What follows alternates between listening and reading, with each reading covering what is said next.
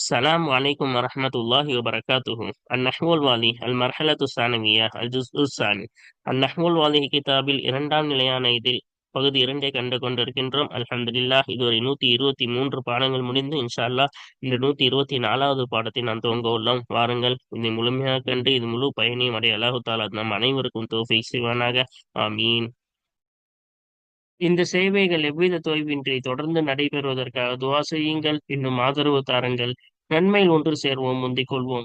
இந்த சேவைகளை நடத்தி கொண்டு வரும் ரகீப் எஜுகேஷனல் ட்ரஸ்டிற்காக வேண்டி நன்கொடை தர விரும்பினால் இங்கு அக்கௌண்ட் டீட்டெயில்ஸும் QR ஸ்கேன் கோடும் கொடுக்கப்பட்டுள்ளது. இந்த தீன் சேவையில் உங்களையும் பங்கேற்றுக் கொள்ளுமாறு கேட்டுக்கொள்ளப்படுகிறது. அல்ஹம்துலில்லாஹ், இன்று ஒரு புதிய பாடத்தை நாம் பார்க்க இருக்கின்றோம். நாம் ஜம்மு தக்சீர் என்ற பொது தலைப்பின் கீழ் ஜுமுஉல் கில்லத் முதல் பாடம் ஜுமுஉல் கில்லத் பார்த்தோம்.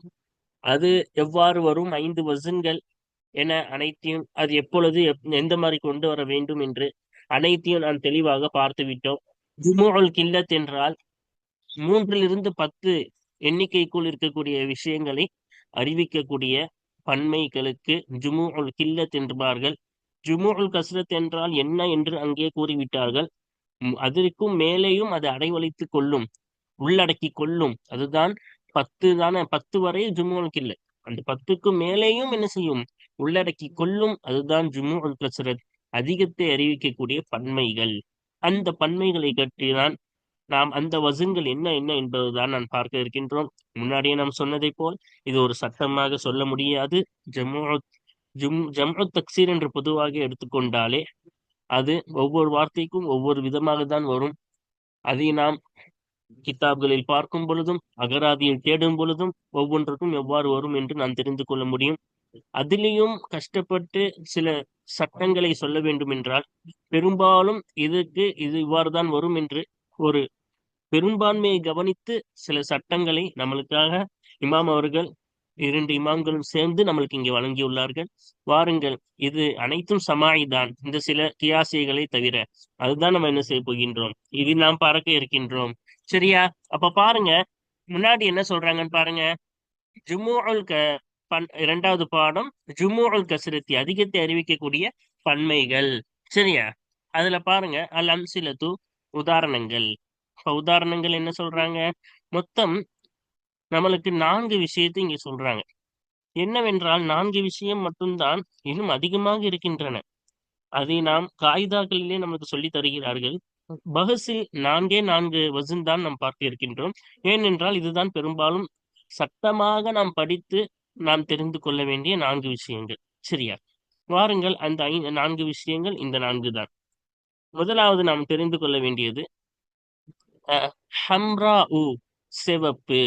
ஹும்ருன், சிவப்புகள். அபியலுனா வெள்ளை. பியலுன் அப்படின்னா வெள்ளைகள். அப்ப இதுல விஷயத்துல பாத்தீங்கன்னா ஹும்ருன் வந்துச்சா, அப்ப எப்பொழுது ஃபுலுன் வசன்ல வரும் அப்படின்னு கேட்டீங்கன்னா, ஃபஅலா வசன்ல ஒருமை அறிவிக்கக்கூடியது ஒருமை தானே. அது ஃபஅலா, ஹம்ரா, ஃபஅலா வசன்ல வந்தா அதனுடைய பன்மை ஃபுலுன் வசன்ல வரும். அஃஅலு வசன்ல வந்தாலும் அதனுடைய பன்மை ஃபுலுன் வசன்ல வரும். இது பொய்லுன் தான் அசலு. யாவுக்காக பீலுன், யாவுக்கு தோதுவாக பீலுன் என்று எழுதியுள்ளார்கள். அசல்ல ஃபுலுன், பொய்லுன் தான் அசல். இப்ப இரண்டாவது பாருங்க, ஜரீஹன், காயம் ஏற்பட்டவன். இப்ப காயம் உண்டாக்கப்பட்டவன். அப்ப ஜர்ஹா, காயம் ஏற்படுத்தப்பட்டவர்கள். மரீலுன்னா நோய் பாதிக்கப்பட்டவன். மருளானா நோய் பாதிக்கப்பட்டவர்கள், காயத்தால் பாதிக்கப்பட்டவர்கள். ஜர்ஹானா காயத்தால் பாதிக்கப்பட்டவன் ஒருமை. ஜர்ஹானா காயத்தால் பாதிக்கப்பட்டவர்கள் பன்மை. மரீலுன்னா நோயால் பாதிக்கப்பட்டவன் ஒருமை. மருளானா நோயால் பாதிக்கப்பட்டவர்கள் பன்மை. இப்ப இது ரெண்டத்தையும் பாத்தீங்கன்னா ஒரு அழிவு, ஒரு வலியின் மீது குறிக்கிறதா. ஜரீஹனா ஒரு காயம் ஏற்பட்டு அது வலி தானே. அதுவும் ஒரு வலி அர்த்தம், ஒரு வலி குறித்தால், அல்லது ஒரு நோய் என்பதும் ஒரு வலி தானே. அப்படி ஒரு வலி, ஒரு அழிவின் மீது அறிவிக்கக்கூடிய ஒரு வார்த்தையாக இருந்தால் முதல் விஷயம். இரண்டாவது, ஃபஈல் வசனில் ஒருமை வந்தால். ஜரீஹுன் ஃபஈலுன், மரீலுன் ஃபஈலுன். ரெண்டு ஃபஈல் வசன் தானே, ஃபஈல் வசனில் வர வேண்டும். அப்புறம் அலிவோ அல்லது ஒரு வலியின் மீது குறிக்கக்கூடிய அறிவிக்கக்கூடிய வார்த்தையாக அது இருக்க வேண்டும். மூன்றாவது மஃபூலுடைய அர்த்தம் கொடுக்க வேண்டும். ஃபஈல் வசனு ஃபாயிலுடைய அர்த்தமும் கொடுக்கலாம், மஃபூலுடைய அர்த்தமும் கொடுக்கலாம். இரண்டு அர்த்தமும் என்ன செய்யலாம், நம்மால் கொடுக்க முடியும். ஆகவே அதிலே எந்த வசன் நாம் கொடுக்க வேண்டும் என்றால் மஃபூல் உடைய அர்த்தம் கொடுக்க வேண்டும். அப்பொழுதுதான் என்ன வரும், இந்த மூன்றும் சேர்ந்து விட்டால் அது ஃபஅலா வசனில் பன்மை வரும். சரியா? இந்த என்னன்னு சொல்லுங்க. முதல்ல ஃபஈல் வசனு, இரண்டாவது அலிவோ அல்லது ஒரு வலியின் மீது குறிக்கக்கூடிய அர்த்தம் கொடுக்க வேண்டும். மூன்றாவது அந்த ஃபஈல் வசன மஃபூலுடைய அர்த்தத்தில் பயன்படுத்த வேண்டும். இது காயத்தால் பாதிக்கப்பட்டவன் அப்படின்னு தானே அர்த்தம் கொடுத்தோம். அதே போல நோயால் பாதிக்கப்பட்டவன் அப்படின்னு என்ன செஞ்சோம், அந்த அர்த்தம் தானே கொடுத்தோம். அப்ப பட்டவன் அப்படின்னு நம்ம மஃபூலுடைய அர்த்தம் கொடுக்கிறோம். அதனாலதான் அதுக்கு வரும் பொழுது பன்மை எடுக்கும் பொழுது ஃபஅலா வசனில் வரும். சரியா? இது இரண்டாவது சட்டம் நாம் தெரிந்து கொள்ள வேண்டியது. இப்ப மூன்றாவது பாருங்க. காமிலுன், கமலத்துன், காத்திபுன், கதபத்துன். காமில்னா பரிபூர்ணமானவன், கமலத்துன்னா பரிபூர்ணமானவர்கள், காத்திபுன்னா எழுதுபவன், கதபத்துன்னா எழுதக்கூடியவர்கள். சரியா? அப்ப இது பன்மையா? அப்ப இது பாருங்க, ஃபாயில் வசன்ல வந்திருக்கு. ரெண்டுமே என்ன வந்திருக்கு, ஃபாயில் வசன்ல வந்திருக்கு. இதுவும் ஆறறிவு உடையவனை அவர்களுக்குரியதாக இருக்க வேண்டும். ஆறறிவு உடையவர்களை அவர்களுக்குரிய ஒரு தன்மையாக இருக்கணும். பரிபூர்ணமான மனிதன். இப்ப மனிதனுக்குரிய ஒரு தன்மை தானே காமில். அதே போல காத்திப் எழுதக்கூடியவன். எழுதக்கூடியவன் யாரு, ஆறறிவுள்ள மனிதன் தான் எழுதுவான். இப்ப இது இரண்டும் யாருக்குரிய தன்மை, ஒரு ஆணுக்குரிய தன்மை. சரியா? அப்ப ஆண் பாலாக இருக்க வேண்டும். அதே போல அறிவுடையவனுக்குரிய ஒரு தன்மையாக இருக்க வேண்டும். அதே போல ஃபாயில் வசன்ல வந்திருக்கணும். கடைசியாக லாம் கலிமா சஹீஹாக இருக்க வேண்டும். இந்த லாம் கலிமா கடைசி எழுத்து தானே. ஃபா கலிமா முதல் எழுத்து, ஐன் கலிமா இரண்டாவது எழுத்து, லாம் கலிமா தான் மூன்றாவது எழுத்து. அந்த லாம் கலிமா என்னவாக இருக்க வேண்டும், சஹீஹானதாக இருக்க வேண்டும். சரியா? அப்ப இத்தனை விஷயங்கள் ஒன்று சேர்ந்திருந்தால் அதற்கு, அப்ப இதுல லாம் கலிமா மூன்றாவது பா தானே வந்திருக்கு. சஹீஹாக இருக்க வேண்டும்னா வாவ் அலிஃபியா இல்லத்தோட எழுத்து வரக்கூடாது. அப்ப அது மூன்றாவது எழுத்து ரெண்டுத்துலயும் இல்லத்தோட எழுத்து இல்லாம சஹீஹான எழுத்து தானே வந்திருக்கு. அப்ப ஃபாயிலாக வசனாக இருந்து அது ஒரு ஆண் பாலுக்கான அறிவுடையவர்களுக்கான சிஃபத்தாக இருந்தால், அந்த ஒரு தன்மையாக இருந்தால் அதற்கு வசன், பன்மையுடைய வசன் ஃபஅலத்துன், அந்த வசன்ல வரும். சரியா? ஜம்மு தக்சீர். ஓகேவா? இதுக்கு நார்மலான காத்திபூன காமிலூன அது ஜம்மு தக்சீர் அல்ல, அது ஜம்மு முதக்கர் சாலிம். இங்க நம்ம ஜம்மு தக்சீர் படித்துக் கொண்டிருக்கின்றோம். சரியா? வாருங்கள் அடுத்து கடைசியாக. இப்ப கரீமுன்னா சங்கையானவன், குரமா உ சங்கையானவர்கள், பஹீலுன்னா கஞ்சன், புகலா உ கஞ்சர்கள். அப்ப ஃபஈலுன் வசன்ல வந்திருக்கு. இது என்னதுதான், ஃபஈலுன் வசன்ல வந்திருக்கு. அப்ப இங்கேயும் ஃபஈல் வசன்ல வந்திருக்கு அப்படின்னு கேட்டீங்கன்னா ரெண்டுத்துக்கும் வித்தியாசம் இருக்கு. என்ன வித்தியாசம்னா, முதல்ல சொன்ன மாதிரி இது என்னவா இருக்கிறது, ஃபஈல் வசன்ல இருக்கிறது. அதே போல இது காயத்தின் மீதோ ஒரு அழிவின் மீது அறிவிக்காது. இது ஒரு ஆண் பாலுக்கு, ஒரு ஆறறிவு உடையவனுக்குரிய ஒரு சிஃபத்தாக இருக்க வேண்டும். ஆறறிவுடைய ஒரு ஆண் பாலுக்குரிய ஒரு பன்மையாக ஒரு சிஃபத்தாக ஒரு தன்மையாக இருக்கணும். இப்ப சங்கையானவன், அப்ப ஆறு மனிதன் தானே சங்கையானவன் சொல்லுவோம். இப்ப அவனுக்குரிய ஒரு தன்மை தானே பஹீலுன். கஞ்சனு யாருக்குரிய தன்மை, ஒரு ஆறறிவு உள்ள ஆண் பாலுக்குரிய தன்மை தானே. ஆறறிவு உள்ள ஆக்கிலான அதே போல முதக்கருக்குரிய ஒரு சிஃபத்தாக இருக்க வேண்டும். ஃபைல் வசன்ல இருக்கணும். இந்த ஃபைலுக்கு ஃபாயிலுடைய அர்த்தம் கொடுக்க வேண்டும், மஃபூலுடைய அர்த்தம் கொடுக்க கூடாது. இப்ப சங்கையானவன் நம்ம என்ன செஞ்சோம், ஃபாயிலுடைய அர்த்தம் தான் கொடுத்தோம். கஞ்சன் இது என்னதான் ஃபாயிலுடைய அர்த்தம் தான் கொடுத்தோம், மஃபூலுடைய அர்த்தம் கொடுக்கல. நான் சொன்ன ஃபைல் என்பது ஃபாயிலுடைய அர்த்தமும் பயன்படுத்தலாம், மஃபூலுடைய அர்த்தமும் பயன்படுத்தலாம் என்று. இப்ப இங்க ஃபைல் என்பது ஃபாயிலுக்கு தான் வர வேண்டும். அந்த அர்த்தம் கொடுத்தால்தான், இத்தனை தன்மைகள் ஒன்று சேர்ந்தால்தான் ஃபஅலா உ என்ற வசனில் பன்மை எடுக்கப்படும். சரியா? இப்ப குரமா உ ஃபஅலா உ, சரி, அந்த பன்மையில் வந்துள்ளது. ஆகவே இத்தனை தன்மைகள், இத்தனை நிபந்தனைகள் இருந்தால்தான் இந்த நான்கு பன்மைகள் வரும். என்னென்னு பாருங்க. ஹும்ருன் ஃபுஅலுன் வஸ்னு, ரெண்டாவது ஃபஅலா வஸ்னு, அடுத்தது ஃபஅலத்துன் வஸ்னு, அடுத்து ஃபுஅலா உ வஸ்னு. இந்த நான்கு வசன்கள் வரும். சரியா? இதையன்றி நிறைய வசன்கள் இருக்கின்றன, நாம் பின்னாடி பார்க்க இருக்கின்றோம். அந்த வசன்களை நாம் பின்னாடி இன்ஷா அல்லாஹ் காயிதாக்களில் படிப்போம். ஏன் நான் முன்னாடியே சொன்னதை போல் கடந்த பாடங்களில் இருந்து சொல்லிக் கொண்டு வருகின்றோம். இது சட்டமாக சொல்ல முடியாது. இருந்தாலும் நாம் தெரிந்து கொள்ள வேண்டிய அடிப்படை ஜம்மு தக்சீர்களை கியாசியான நாம் எடுக்க வேண்டும் என்றால் இதற்கு எடுக்கலாம் என்றுதான் நம்மளுக்கு என்ன செய்கிறார்கள், சட்டங்களை நமக்கு சொல்லித் தருகிறார்கள் இமாம் அவர்கள். வாருங்கள் நாம் இப்பொழுது பஹ்ஸுக்குள் போவோமா? அல் பஹ்சு, ஆய்வு. ஜுமுஉல் கஸ்ரதி, அதிகத்தை அறிவிக்கக்கூடிய பன்மைகள் ஆகிறது. அலா அவுசானின் ஷத்தா, பல்வேறுபட்ட வசன்களின் மீது இருக்கிறது. பல வசன்கள் இருக்கு, சும்மா நாலுலாம் இல்ல, அதுக்கு நிறைய வசன்கள் இருக்கு. நம்ம கீழே காகிதால பார்க்கும் போதே தெரியும். அதையும் தாண்டி இருக்குது. இருந்தாலும் முடிஞ்ச அளவு நம்ம காகிதால சொல்லுவாங்க இன்ஷா அல்லாஹ். இப்ப பல்வேறுபட்ட வசனின் பிரகாரம் இருக்கின்றது. வலைச மின் கர்லினா, நம்முடைய நோக்கத்தில் இருந்து இல்லை. அந்நுதர்ரிஸஹா ஜமீஅஹா, அந்த வசன்கள் அனைத்தையும் நாம் பாடம் எடுப்பது நம் நோக்கத்திலிருந்து இல்லை. தர்சன் முஃபஸ்ஸலன், விரிவாக்கப்பட்ட பாடமாக அவைகள் அனைத்தையும், அந்த வசன்கள் அனைத்தையும் நாம் பாடம் எடுப்பது நம் நோக்கத்தில் இருந்து இல்லை. எல்லாத்தையும் எல்லா வசன்களையும் நம்ம சொல்லணும் நோக்கம் இல்லை. அது சொல்லணும்னா சொல்லிக்கிட்டே இருக்கும். அப்ப எல்லா வசன்களையும் என்னது சொல்லணும் நம்மளுக்கு நோக்கம் இல்லை. வலாக்கின்னா, என்றாலும் நாங்கள் சனகதசிரு, நாங்கள் சுருக்குவோம். அலா திராசதி கலீலிம் மின்ஹா, அந்த வசன்களில் இருந்து குறைவானதை பாடம் எடுப்பதிலிருந்து நான் சுருக்குவோம். அப்ப எல்லாத்தையும் நாங்க சொல்ல நோக்கம் இல்ல. ஆனா அதுல குறைவானதை பாடம் எடுப்பதின் மீது நம்ம என்ன செய்வோம், குறைப்போம், சுருக்குவோம். அப்ப சிலது மட்டும் பாடத்துல கொண்டு வருவோம் அப்படின்னு சொல்றாங்க. சும்மா பிறகு நுஃபஸ்ஸிரு லக பக்கியத்தல் மஷ்ஹூரி மின்ஹா ஃபில் கவாயிதி, அந்த வசன்களில் இருந்து பிரபலமான மீதமானதை உனக்கு நாங்கள் விரிவாக்குவோம். ஃபில் கவாயிதி, சட்டங்களிலே விரிவாக்குவோம். அந்த வசன்களில் பிரபலமான மீதம் உள்ள பிரபலமான வசன்களை உனக்கு நாங்கள் விரிவாக்குவோம். எதுல? ஃபில் கவாயிதி, சட்டங்களிலே விரிவாக சொல்லுவோம். இப்ப குறைவாதான், நாலே நாலு தானே கொண்டு வந்திருக்காங்க. நாலு மட்டும்தான் இங்க பாடத்துல கொண்டு வரோம். மிச்சம் உள்ள அதுலயும் எல்லாத்தையும் கொண்டு வரல. அதுல பிரபலமான வசன்களை கீழே நம்ம என்ன செய்யறோம், காயிதாக்கள்ல கொண்டு வருவோம் இன்ஷா அல்லாஹ் அப்படின்னு சொல்றாங்க. சரியா? அப்ப வாங்க கொஞ்சம் ஜம்மு தக்சீர்களை கொஞ்சம் ஒரு நாலு மட்டும் என்ன செய்யறாங்க, பாடத்துல கொண்டு வந்திருக்காங்க. நாளையும் பார்ப்போமா? தஅம்மல், நீ சிந்தி. ஹம்ரா வ அபியல, என்னது, பிராக்கெட்ல இருந்து அப்படியே படிக்கணும். அப்ப ஹம்ரா உ வ அபியலு, ஹம்ரா இன்னும் அபியலை சிந்தி. தஜித், நீ பெற்றுக்கொள்வாய். அன்னஹுமா, அப்படி சிந்தித்தாயானால் நீ பெற்றுக்கொள்வாய். என்னத்தை பெற்றுக்கொள்வாய்? அன்னஹுமா, நிச்சயமாக விரண்டுமாகிறது. வஸ்ஃபானி, ஒரு தன்மையாகும். அலா வஸ்னி ஃபஅலா வ அஃஅல, ஃபஅலா இன்னும் அஃஅல் என்ற வசனின் பிரகாரம் இருக்கக்கூடிய இரு தன்மையாகும் என்று நீ பெற்றுக்கொள்வாய்.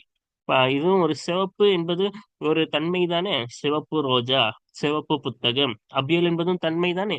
ஆஹ் அப்ப இரண்டும் ஒரு தன்மையாக இருப்பதை நீ பெற்றுக்கொள்வாய். வஅன்ன ஜம்அஹுமா, அவ்விரண்டின் பன்மையாகிறது. அலா அலா வஸ்னி ஃபுஅலுன், ஃபுஅலுன் என்ற வஸ்னின் பிரகாரம் இருக்கும் என்று நீ பெற்றுக்கொள்வாய். இப்ப இது ஹும்ருன், அதே போல இதுக்கு என்ன வந்துச்சு, பீதுன் வரும். சரியா? அப்ப ஃபுஅலுன் வஸ்ன், இதுக்கு பீதுனுக்கு என்ன வசன் வந்துச்சு, பீதுன் வந்தது. சரியா? அது ஞாபகத்தில் வைத்துக் கொள்ள வேண்டும். ஃபுஅலுன் வஸ்னின் பிரகாரம் அவ்விரண்டுடைய பன்மை ஆஹ் பிரகாரம் அவ்விரண்டின் பன்மையாகிறது. ஃபுஅலுன் என்ற வசனின் பிரகாரம் இருக்கிறது என்பதை நீ பெற்றுக்கொள்வாய். இதா நபர்த்த, இன்னும் நீ பார்த்தாயானால், இலா ஜரீஹுன் வ மரீதுன், ஜரீஹுன் இன்னும் மரீலுன் என்பதின் பக்கம் நீ பார்த்தாயானால், ரஐத்த, நீ பெற்றுக்கொள்வாய். அன்ன கிளைஹுமா, நிச்சயமாக அவ்விரண்டில் ஒவ்வொன்றுமாகிறது. ஜரீஹ் மரீல் என்ற ஒவ்வொன்றுமாகிறது. வஸ்ஃபுன், ஒரு தன்மையாக இருக்கிறது. அலா வஸ்னி ஃபஈலின், ஃபஈலின் என்ற வசனின் பிரகாரம் உள்ள ஒரு தன்மையாக இருக்கிறது. பிமானா மஃபூலின், மஃபூலுடைய அர்த்தம் கொடுக்கக்கூடிய அர்த்தத்தை கொண்டு ஃபஈல் என்ற வசனின் பிரகாரம் உள்ள ஒரு தன்மையாக இருக்கிறது என்று நீ பார்ப்பாய். அப்ப இரண்டும், ஜரீஹ் என்பது ஃபஈல் வசன் தான், மரீனும் ஃபஈல் வசன் தான். காயத்தில் பாதிக்கப்பட்டவன், நோயால் பாதிக்கப்பட்டவன் அப்படின்னு ரெண்டுமே என்னதான், மஃபூலுடைய அர்த்தம் தானே. அன்ன மஅனாஹு, இன்னும் நிச்சயமாக அதன் அர்த்தமாகிறது, அந்த வஸ்ஃபு, அந்த தன்மையின் அர்த்தமாகிறது. எதுல்லு, அறிவிக்கின்றது. அலா ஹலாக்கின் அவ் தவஜ்ஜுஇன், அழிவின் மீதோ அல்லது ஒரு காயம், ஒரு வலியின் மீதோ அறிவிக்கின்றது என்பதையும் நீ பார்ப்பாய். அதே போல ஜம்உ மிஸ்லி ஹாதா, இதை போன்றதின் பன்மையாகிறது. மிஸ்லி ஹாதல் வஸ்ஃபி, இந்த வஸ்ஃபை போன்றதின் பன்மையாகிறது. யகூனு, ஆகும். அலா ஃபஅலா, ஃபஅலா என்ற என்பதின் பிரகாரம் ஆகும். இப்ப இந்த வஸ்ஃபு, மரீல் ஜரீஹி போன்ற இதை போன்ற எந்த வஸ்ஃபு வந்தாலும் ஃபைல் வசன்ல வந்து மஃபூலுடைய அர்த்தம் கொடுத்து ஒரு ஹலாக் தவஜ்ஜுடைய அர்த்தம் கொடுத்துச்சுன்னா அந்த மாதிரி இது போன்ற இந்த வஸ்ஃபை போன்றது பன்மை ஆகிறது எப்படிதான் ஆகும்? ஃபஅலா என்பதின் பிரகாரம் ஆகும். அந்த பன்மை ஃபஅலா என்பதின் பிரகாரம் ஆகும். ஜர்ஹா மருளான் தானே இருந்துச்சு. எடுத்து பாருங்க. அம்மா காமிலுன் வ காத்திபுன், காமில் இன்னும் காத்திபுன் என்பதாகிறது. ஃபஹுமா அவ்விரண்டும் வஸ்ஃபானி தன்மையாக இருக்கின்றன. லி முதக்கரைனி ஆக்கிலைனி அலா வஸ்னி ஃபாயிலின், ஃபாயில் என்ற வஸ்னின் பிரகாரம் அறிவுடைய ஆறறிவுடைய ஆண்பாலை குறிக்கக்கூடிய இரு ஆண்பாலை குறிக்கக்கூடிய இரண்டு வஸ்ஃபுகளாக இருக்கின்றன. இரு ஆறறிவுடைய இரு ஆண்பாலுக்குரிய இரு வஸ்ஃபுகளாக இருக்கின்றன. காமிலும் ஆண்பால் முதக்கருக்குரிய தன்மைதான். காத்திப் என்பதும் ஆண்பால். ஆஹ் அதே போல ஆறறிவுடைய ஒரு மனிதனுக்குரிய தன்மைதான். எழுதுபவன் பரிபூர்ணமானவன் மேலே அர்த்தம் சொல்லி விளக்கிட்டோம்ல. ரெண்டும் அப்படித்தானே இருக்கு, தன்மையாக தான் இருக்குது. ஃபாயில் வஸன்ல தானே வந்திருக்கு ரெண்டுமே. வலா முஹுமா அவ்விரண்டின் லாம், லாம் கலிமாவாகிறது. இந்த இருக்கிற லாம், இந்த பா, இந்த லாம் கலிமான கடைசி எழுத்து. இந்த லாம் கலிமாவாகிறது மூன்றாவது எழுத்து தான் லாம் கலிமா. லாம் கலிமாவாகிறது சஹீஹத்துன், சஹீஹானதாக இருக்கிறது, சரியானதாக இருக்கிறது, இல்லத்தானதாக இல்லை. வாவ் அலிஃப் யா என்ற அதை தவிர வேறு எல்லா எழுத்துக்களும் சஹீஹத்துன் தான். அப்ப லாம் கலிமா ரெண்டுமே என்னவாதான் இருக்கின்றது? சஹீஹானதாக சரியானதாக இருக்கிறது. ஒஹுமா இவ்விரண்டும் ஆகிறது. இவ்விரண்டு இந்த காமில் காத்தி இவ்விரண்டும் ஆகிறது. வஅஷ்பாஹுஹுமா இவ்விரண்டிற்கும் ஒப்பானவைகளாகிறது. யுஜ்மஆனி பன்மையாக்கப்படும். அலா ஃபஅலத்துன், ஃபஅலத்துன் என்பதின் பிரகாரம் பன்மையாக்கப்படும். சரியா?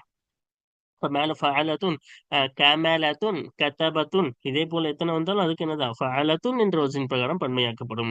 வல் முஃப்ரதானி கரீமுன் வ பகீலுன், இன்னும் கரீமுன் பகீலும் என்ற இரண்டு ஒருமை அறிவிக்கக்கூடிய வார்த்தைகள் ஆகிறது. கிலாஹுமா இரண்டில் ஒவ்வொன்றுமாகிறது. வஸ்ஃபுன் லி முதக்கரின் ஆக்கிலின் ஆறறிவுடைய ஒரு ஆண்பாலுக்குரிய பன்மையாக இருக்கிறது, தன்மையாக இருக்கின்றது. ஆறறிவுடைய ஆஹ் ஆண்பாலுக்குரிய தன்மையாக இருக்கிறது. அப்படிதானே? கரீம் சண்டையானவன், பகீல் கஞ்சன் ரெண்டுமே அவங்களுக்குரிய தன்மைதான்.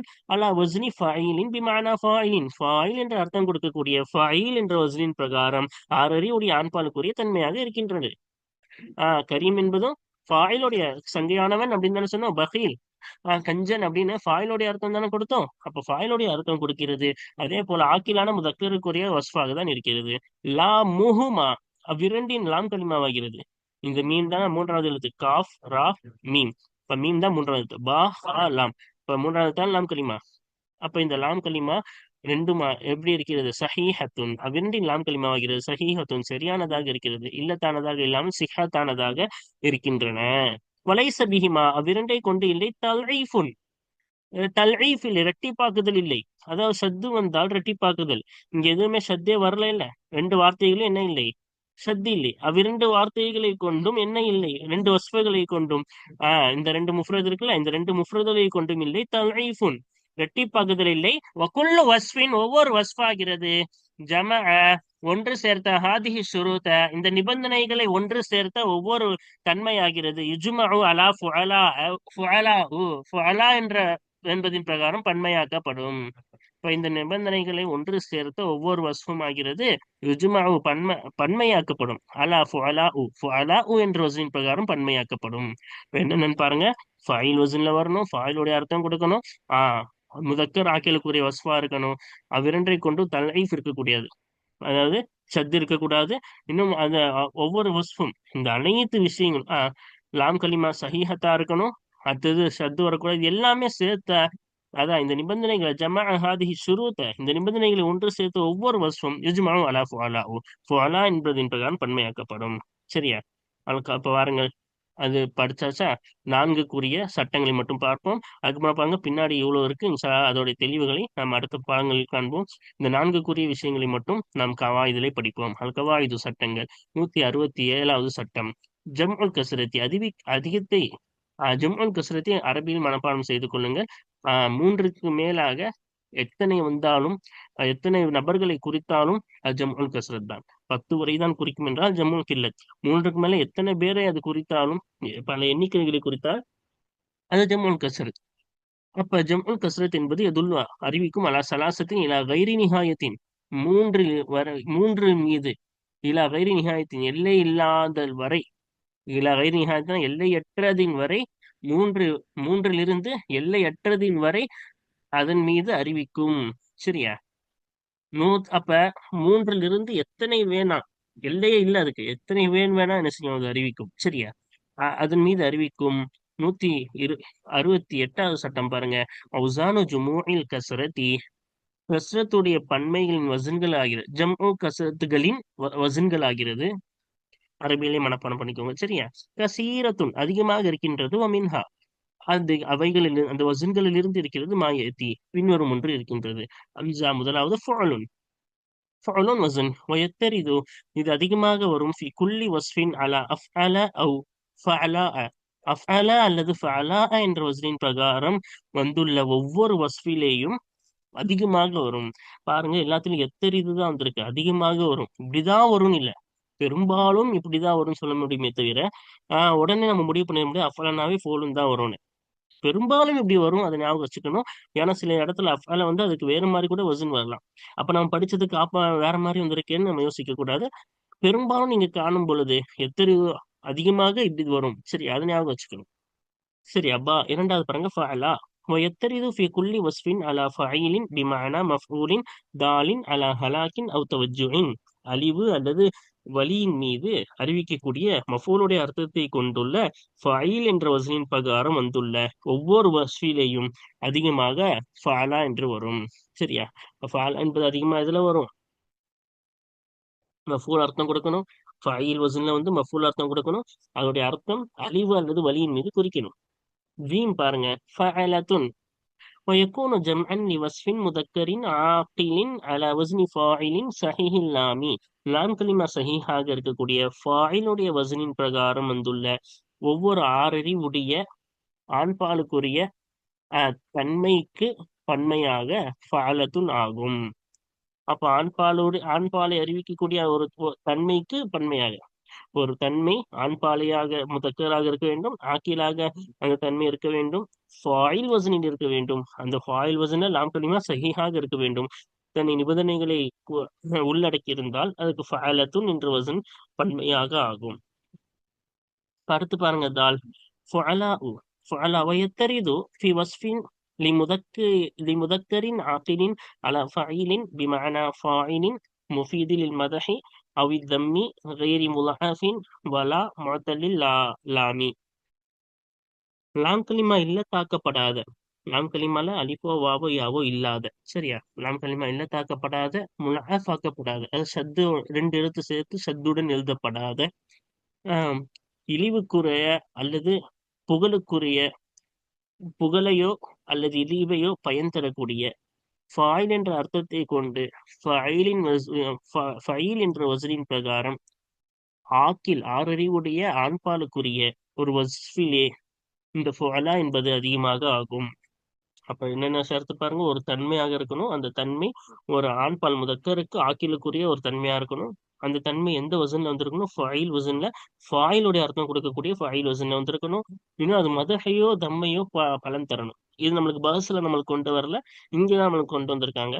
இப்ப கரீம் என்பது மதுஹை, கரீம் என்பது சங்கையானவன் அப்படின்னு என்னது மதுஹை குறிக்கிறது. பஹீல் என்பது தம்மை குறிக்கிறது.